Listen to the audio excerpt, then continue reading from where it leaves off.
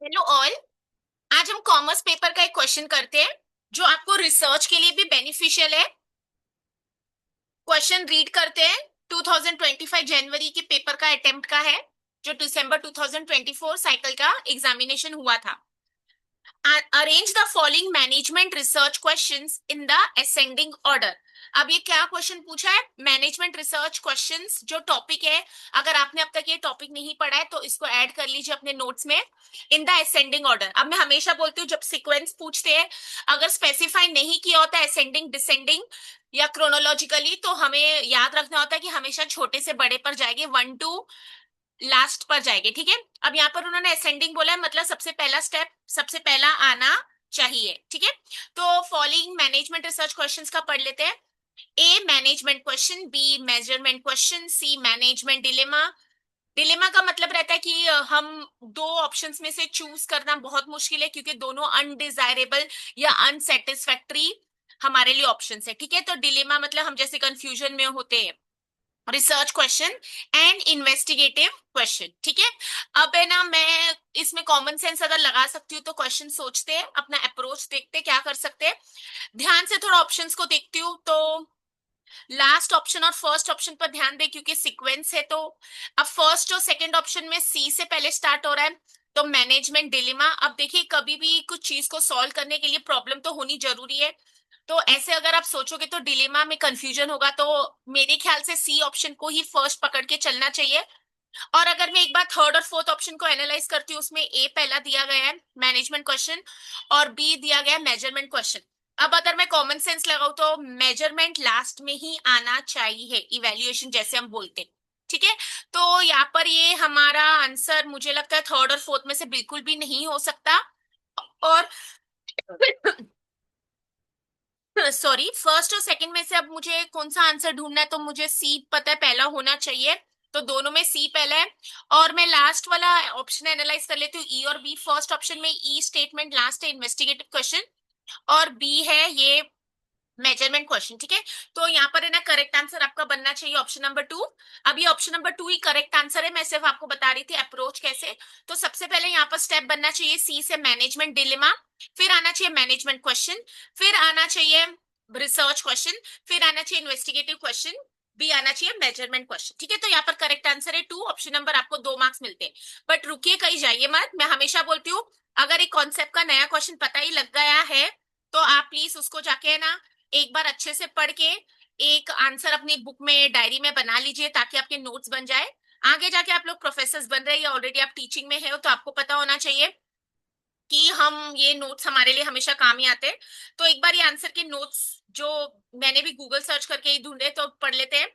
The management research question hierarchy, hierarchy ये levels होते हैं, is a structured approach used in business research. ठीक है। ये मैनेजमेंट रिसर्च क्वेश्चन एक टॉपिक है जो बिजनेस रिसर्च में यूज होता है, from a vague management issue to precise measurable questions. ठीक है। तो वेग मतलब जब कुछ क्लैरिफिकेशन नहीं होता है, एंड में हम क्लैरिटी ले लेते हैं। It helps in framing the research process step by step, starting from the management concern to the actual data collection. तो मैनेजमेंट का क्या कंसर्न था और एंड में क्या हमने नतीजा लिया, वो आता है इसका। तो इसके पढ़ लेते हैं, हायरार्की क्या है, लेवल्स क्या है। मैनेजमेंट डिलेमा का मतलब a symptom of an issue और a perceived problem opportunity facing the organisation. Organisation में कोई एक प्रॉब्लम लग रही है। एग्जांपल यहाँ पर दिया है customer retention rates. Now what is customer retention rate in marketing? Student retention भी होता है, एम्प्लॉय रिटेंशन भी होता है। हम अपने कस्टमर्स को होल्ड नहीं कर पा रहे, हमारे कस्टमर्स हमको छोड़ के जा रहे हैं। ठीक है। तो that is customer retention rates drop हो रहे हैं, मतलब कस्टमर्स हमको छोड़ के जा रहे हैं। तो this is a challenge for any business. तो ये उनका डिलीमा है, तो पहला स्टेप। फिर management question, the broad question that the manager wants answer to make a decision, what is causing the decline. अब ये क्वेश्चन पूछ रही है मैनेजमेंट कि ऐसा क्या हो रहा है कि हमारा कस्टमर रिटेंशन डिक्लाइन हो रहा है, क्यों हमारे कस्टमर्स छोड़ के जा रहे हैं। तो management question second side stage पर है।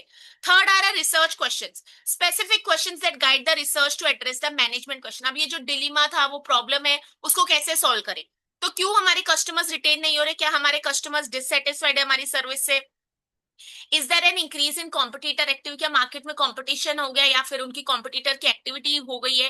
हैज प्रोडक्ट क्वालिटी चेंज, क्या हमारी प्रोडक्ट की क्वालिटी चेंज हो गई है।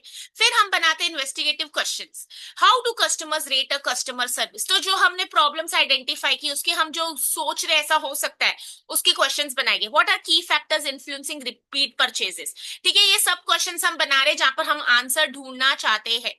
फिर measurement questions, actual questions asked in surveys, interviews और observation that provide data. On a scale of 1 to 10 how satisfied are you with customer service, तो आज जाके फाइनली क्वेश्चन पूछेगी कस्टमर्स को, how many times have you purchase from us in the past 6 months। तो यहीं पर देखिए हमारा क्वेश्चन आंसर हो जाता है। मैंने आपको कॉन्सेप्ट भी पढ़ा दिया। तो सीक्वेंस है, सबसे पहले मैनेजमेंट डिलीमा, मतलब क्या प्रॉब्लम है वो ढूंढने की कोशिश होगी। फिर मैनेजमेंट क्वेश्चन बनेगा, फिर उसको रिसर्च क्वेश्चन बनाएंगे। फिर उसमें से फाइनली हम देखेंगे कौन से क्वेश्चन को एक्सप्लोर कर सकते हैं, इन्वेस्टिगेटिव क्वेश्चन। एंड फाइनली हम जाके कस्टमर से क्वेश्चन पूछेंगे। ये कोई भी चैलेंज के लिए हो सकता है, आपके क्लासरूम में अटेंडेंस कम हो रहा है या फिर हमारे मार्क्स कम आ रहे हैं या फिर हमारी लाइफ में कुछ इश्यूज है, उस पर भी आप ये अप्लाई कर सकते हैं, ठीक है। और याद रखिए marketing research is always applied research. ये मैंने अपनी पेपर 2 की, अगर उसमें स्टैटिस्टिक्स की वीडियोस है, पेपर 1 में रिसर्च एप्टीट्यूड की वीडियोस है, और मेरी पूरी प्ले लिस्ट है रिसर्च के ऊपर। अगर अब तक आपने वो एक्सप्लोर नहीं किए तो वो भी वीडियोस चेक कर लीजिए, आपको रिसर्च पेपर और पीएचडी के लिए भी काम आएगी, ठीक है। तो पढ़ते रहिए। आज ऑलरेडी हमारे पास 26 में होगी, हमारे पास 10 दिन ऑलमोस्ट मैं बोलूंगी पढ़ाई के लिए अगर है तो।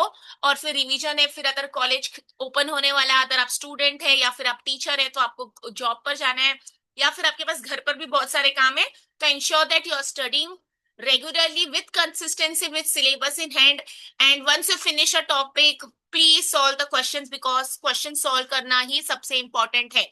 कॉन्सेप्ट हमें समझ आ जाता है, क्वेश्चंस हमसे सॉल्व नहीं होते, ठीक है। तो फिर मिलते हैं नेक्स्ट सेशन में। Take care, all the best, may you all qualify.